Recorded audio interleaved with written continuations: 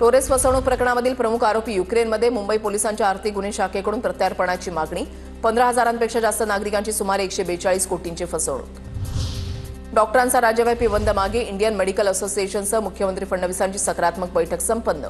Homeopathy डॉक्टरांना allopathy उपचार करण्याची मुभा देण्याचा निर्णय अखेर मागे।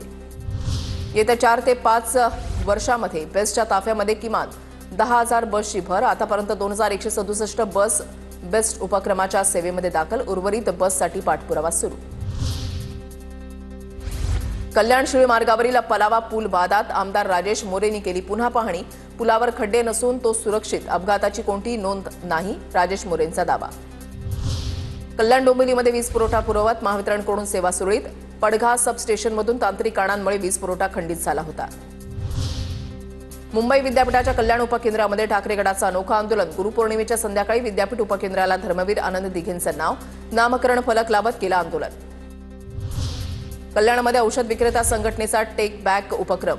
ग्राहकांकडून जुनी औषधं संकलित करून त्यांची शास्त्रशुद्ध विल्हेवाट लावण्यासाठी आता प्रत्येक मेडिकलमध्ये ग्रीन ड्रॉप बॉक्स ठेवण्यात येणार।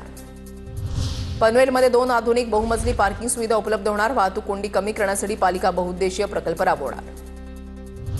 पंढरपूरची वारी आटपून नातवाला भेटायला येत असलेल्या 60 वर्षीय आजोबांचा वसईमध्ये अपघाती मृत्यू, तर 7 वर्षीय नातू गंभीर जखमी। चंद्रकांत खाकम असं मृत आजोबांचं नाव, तर ध्रुव सिंह असं जखमी नातवाचं नाव। वसईच्या सनसिटी परिसरामध्ये घडली घटना।